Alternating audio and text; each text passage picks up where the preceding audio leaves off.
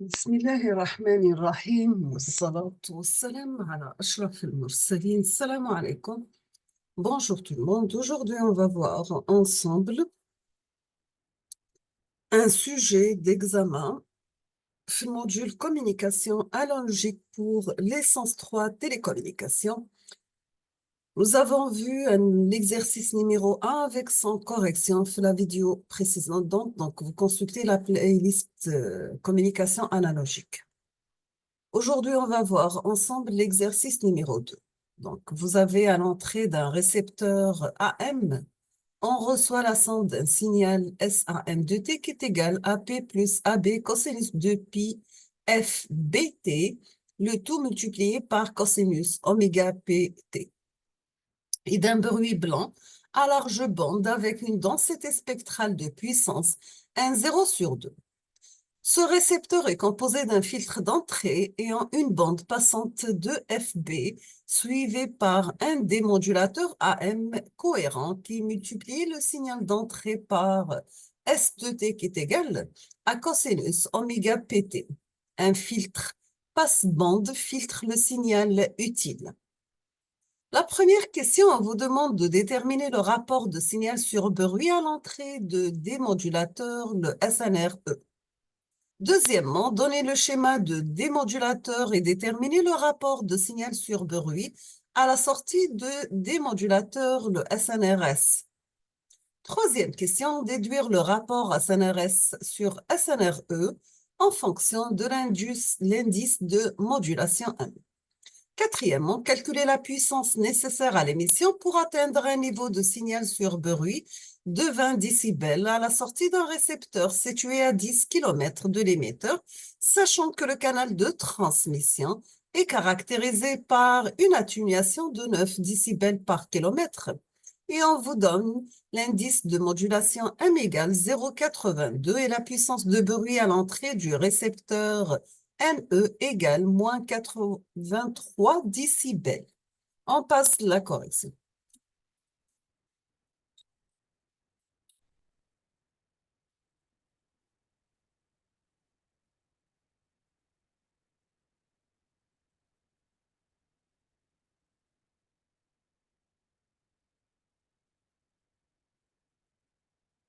Donc, la première question, le rapport signal sur bruit, l'entrée. Donc, on a le signal, la forme SAM de T égale AP plus AB cosinus oméga BT par cosinus oméga PT. Donc, le signal SAM égale AP, on va décomposer. Donc, on aura AP cosinus oméga PT plus AP, AB cosinus oméga BT par cosinus oméga PT. Nous avons cosinus A par cosinus B est égal cosinus A plus B plus cosinus A moins B. Donc, sur 2, donc on aura SAM de T qui est égal AP cosinus oméga PT. Ça reste la même, donc on aura AB cosinus oméga P moins oméga B plus AB sur 2 cosinus. La somme AB oméga P plus oméga P de T. Pour la puissance du signal SE, donc ça sera la somme des coefficients élevés au carré. Donc c'est AP sur 2 au carré plus AB sur 2 fois 2 au carré, AB au carré sur 2 fois 2B au carré.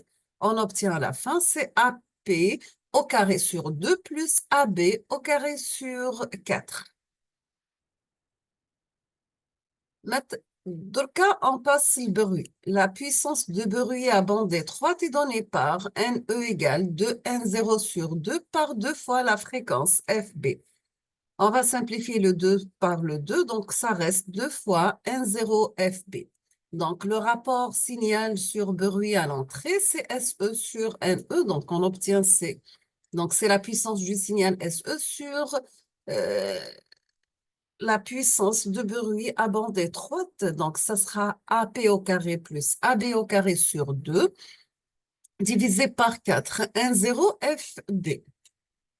Maintenant, on va passer le rapport signal sur bruit à la sortie. Donc, nous avons pour le démodulateur, le SAM plus X de T multiplié par S de T qui est égal à cosinus oméga PT. On aura un signal, ce qu'on appelle S' de S de T.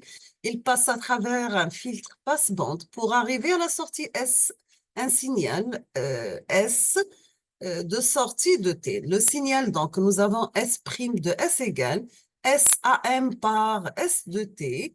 Donc, c'est AP plus AB cosinus oméga TP par cosinus oméga PT par cosinus oméga PT. Cosinus A par cosinus B, c'est la cosinus je somme. Donc, ça sera 1 demi de AP plus AB cosinus oméga P par cosinus 2 fois oméga P plus cosinus oméga P moins oméga P sur 2.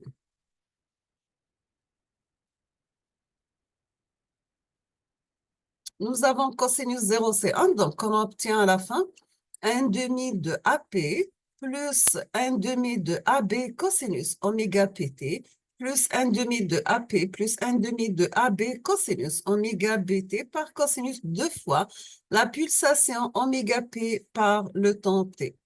Donc, Anna, le filtre passe-bande va éliminer la composante de oméga P et élimine la composante continue 1 demi de AP. Donc, ça reste pour le signal S.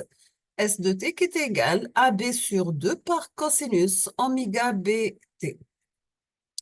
Pour la puissance S du signal S, donc ça sera 1 demi de AB sur 2 élevé au carré. Donc, on obtient A au carré de B sur 8.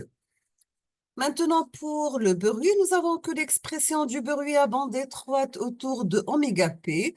Ana x de t égale x c de t cosinus oméga pt moins x s de sortie de t par sinus oméga pt.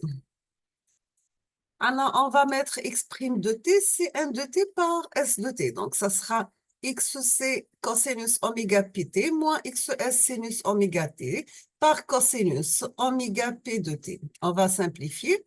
Donc, cosinus A, cosinus B, c'est cosinus la somme, cosinus moins cosinus la différence. Donc, on aura pour x' de t, ça sera xc de t sur 2 plus xc de t sur 2 cosinus, 2 fois la pulsation p de t, moins xs de t sur 2 sinus de oméga p de t, moins xs sur 2 h0, h de 0. Donc, le filtre passe-bande de démodulateur va éliminer la composante toujours oméga p. On obtient à la fin que x de t égale xc de t sur 2. Pour le rapport du bruit ns, ça sera 1 demi au carré de la puissance pxc. Sachant que la puissance xc, c'est la puissance qui est égale à la puissance xs, pardon, de sortie. Donc, ça sera 2 fois 1, 0, f de b. D'où nous avons un S, c'est 1 demi, 1 sur 4, 2 fois 1, 0 à la fréquence FB. Donc, on va simplifier 2 avec le 4, ça reste 2. Donc, ce sera 1, 0 par la fréquence FB sur 2. Pour le rapport signal sur bruit, donc on obtient c'est A carré de B sur 8 divisé par 1, 0, FB sur 2. Après simplification, on trouve le rapport signal sur bruit de sortie est égal à A carré B sur 4, N0, FB. Maintenant, si on va calculer le rapport des deux signaux sur bruit, on aura le rapport signal sur bruit de la sortie divisé par le rapport signal sur bruit de l'entrée. Donc, ça sera A carré sur B, A carré AB au carré sur 4 N0 FB divisé par AP au carré plus AB au carré sur 2 sur 4 N0 FB.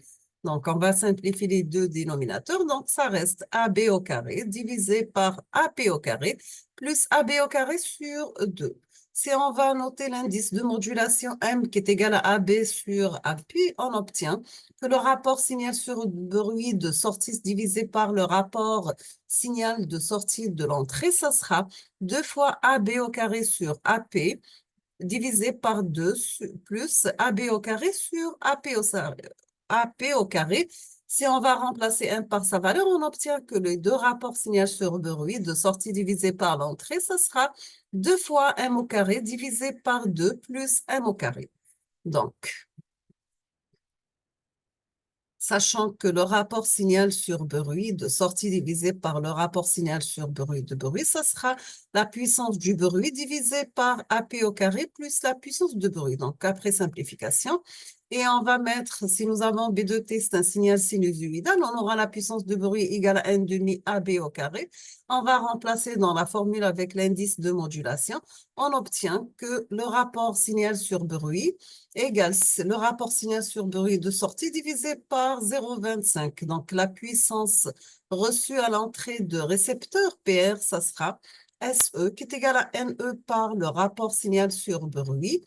Dans ce cas, la puissance P de R, ça sera NE par le rapport signal sur bruit de sortie divisé par 0,25. Donc, l'application numérique, on obtient la puissance PR égale à 10 à la puissance moins 4, 8,3 par 10 à la puissance 20 sur 20. Donc, après simplification, on trouve PR égale à 2 microwatts, la puissance PE égale à 90 dB et la puissance PE égale à 2 kilowatts.